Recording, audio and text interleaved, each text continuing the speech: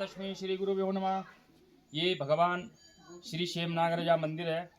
यहाँ पे भगवान श्री कृष्ण द्वारिका से यहाँ पे आए थे। तो जो यहाँ के राजा थे वो रमोला जी थे। रमोला एक ठाकुर थे। तो श्री कृष्ण भगवान जब द्वारिका से यहाँ पे आया था तो रमोला को सपनों में दर्शन दिया था कि रमोला आपने मेरे को जगह देनी है। तो रमोला राजा थे और बड़े घमंडी भी थे और यहाँ के राजा भी थे, 52 के राजा थे। तो श्री कृष्ण भगवान फिर ब्राह्मण के रूप में यहाँ पे आए थे। भगवान श्री कृष्ण ने बोला गंगू रमोला मुझे जगह दे दो।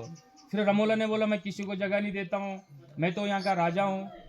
तो श्री कृष्ण भगवान ने बोला रमोला मुझे एक रात विश्राम करना है, एक ही रात मुझे जगह दे दो। रमोला ने बोला वैसे मैं किसी को जगह नहीं देता हूँ, पर लेकिन जब आप इतना बोल ही रहे तो मैं आपको जगह देता हूँ। तो रमोला जी के पास करोड़ों अरबों भैंस बकरी भेड़ सब चीज़ थे, लेकिन संतान नहीं थी। तो शिव भगवान श्री कृष्ण ने बोला रमोला के लिए रमोला मुझे दूध नहाने के लिए दे दे। तो भगवान श्री कृष्ण नौचमी नारायण थे, उनके तो कई स्वरूप थे। तो श्री रमोला ने बोला मैं किसी को जगह ना दूध देता हूँ ना मैं आपको जगह देता हूँ। तो श्री कृष्ण भगवान सिर्फ इनकी परीक्षा लेने यहाँ पे आए थे मंदिर पे। जो फर्स्ट में जहाँ पे आपके दर्शन हुए थे, जो पत्थर आपने अंदर खेला देखी, वहीं पे भगवान प्रकट हुए थे। तो श्री कृष्ण भगवान फिर यहाँ से रूठ के चले गए। बोला जब दूध ही नहीं देगा तो जगह देगा, ये तो राजा है यहाँ का। तो भगवान श्री कृष्ण ने उनके अहंकार, जितना इनको अंदर अहंकार थी, घमंड था, तो भगवान श्री कृष्ण ने उनको श्राप देना पड़ा। फिर जितनी इनकी भेड़ बकरी गाय भैंस सब चीज थे वो पत्थर बन गए। अभी भी आप रोपी में पत्थर है, इधर शतरांजु सेम बोलते हैं। यहाँ 7 सेम का वर्णन है। प्रगटा सेम यही है, फिर डुगडुगी सेम है, शतरांजु सेम है, गुप्त सेम है, नीचे तलवला सेम है, मतलब 7 सेम का वर्णन है यहाँ।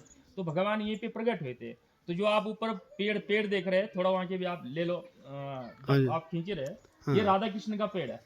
एक पेड़ में 2 टहनियां है, एक राधा एक कृष्ण है, और वो बलराम का पेड़ है। तो श्री कृष्ण भगवान यहीं पे प्रकट हुए थे। तो फिर जो धर्मपत्नी मैनावती रमोला जी की, उन्होंने सपनों में जो भगवान कृष्ण ने दर्शन दिया था, तो जो मैनावती थी उन्होंने भगवान रमोला जी को समझाया प्रभु ये तो साक्षात भगवान है।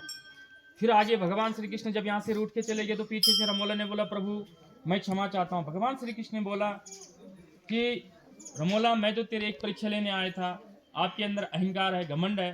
भगवान रमोला ने बोला प्रभु मेरे तो कोई संतान भी नहीं है, मैं यही मेरा सारा था, जो भेड़ बकरी गाय भैंस सब चीज थी। तो श्री कृष्ण भगवान ने बोला मुझे वचन दे, अगर आपने मेरे को 12 वेद 12 हाथ जगह देनी है, रमोला तेरी संतान होगी। रमोला ने बोला प्रभु मैं वृद्धावस्था में संतान मेरी कहाँ से होती है। तो रमोला था 83 साल का, मैनावती थी 72 साल की। फिर श्री कृष्ण भगवान ने उनको पुत्र प्राप्ति का वरदान दिया। तो जो रमोला 83 साल के थे वो बने 28 साल के, जो मैनावती 72 साल की थे वो बनी 22 साल की। तो साल में उनको पुत्र प्राप्ति वरदान मिला, तब जाके उनकी संतान है शिद्वा और विधवा। ज्येष्ठ भगवान श्री कृष्ण के बगल में जो परिवार है वो रमोला जी का परिवार है। तो फिर जब इनकी संतान प्राप्त हुई थी रमोला जी की, तो भगवान श्री कृष्ण रमोला ने फिर उस उत्सव मनाया था। तो जो हमारा यहाँ तेसाली जो मेला होता है, उसी दिन भगवान श्री कृष्ण ने उनको दर्शन देते, किनको रमोला जी को।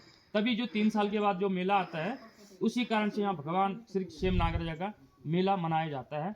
जय श्याम नागराजा, जय श्री राधे, बोले श्याम नागराजा भगवान की जय।